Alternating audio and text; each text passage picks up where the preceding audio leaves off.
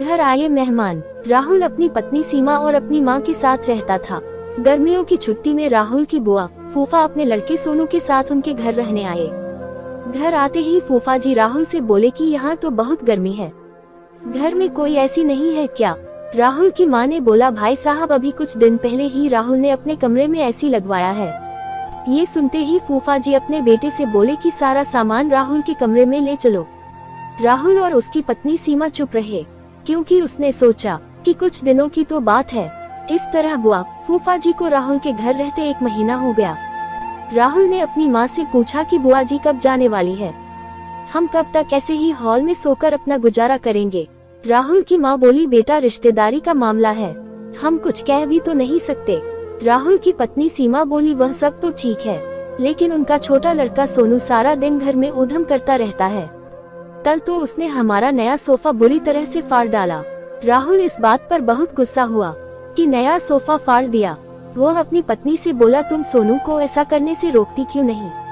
सीमा बोली, जब से बुआ फूफा जी आए हैं कुछ न कुछ खाने की डिमांड करते हैं, जिससे मेरा और मान जी का सारा दिन तो रसोई में ही बीत जाता है। राहुल ने कहा कि मैं अभी जाकर फूफा जी से पूछता हूँ कि वह आखिर कब जाएंगे। राहुल ने बातों बातों में फूफा जी से कहा कि 1 महीना हो गया है, आपके जॉब की छुट्टियां तो खत्म हो गई होंगी न? फूफा जी बोले, राहुल मैंने जॉब तो कब की छोड़ दी, अब तो मैं बिजनेस करता हूँ और अब मैं इस शहर में भी कुछ बिजनेस खोलने की सोच रहा हूँ। पहले इस शहर को अच्छे से समझ लूं, जिसमें 2 से 3 महीने तो लग ही जाएंगे। ये सुनकर राहुल समझ गया कि फूफा जी अभी जाने वाले नहीं है। उसने यह बात अपनी पत्नी और माँ को बताई। सीमा बोली, जब घी सीधी उंगली से नहीं निकलता तो उंगली टेढ़ी करनी पड़ती है, इनके साथ भी कुछ ऐसा ही करना होगा। आप ये काम अब मुझ पर छोड़ दीजिए। उसी रात बुआ और फूफा जी छत पर थे, तभी उनका लड़का सोनू चिल्लाता हुआ उनके पास गया और बोला कि मैंने अभी एक चुड़ैल को देखा है। तभी एक चुड़ैल वहां आ गई और बुआ और फूफा जी को बोली कि तुम में से कौन पहले मेरा भोजन बनना चाहेगा। चुड़ैल को देखकर वह बहुत डर गए और उस घर से भाग गए। उनके जाने के बाद सीमा ने अपना चुड़ैल का मुखौटा उतारा।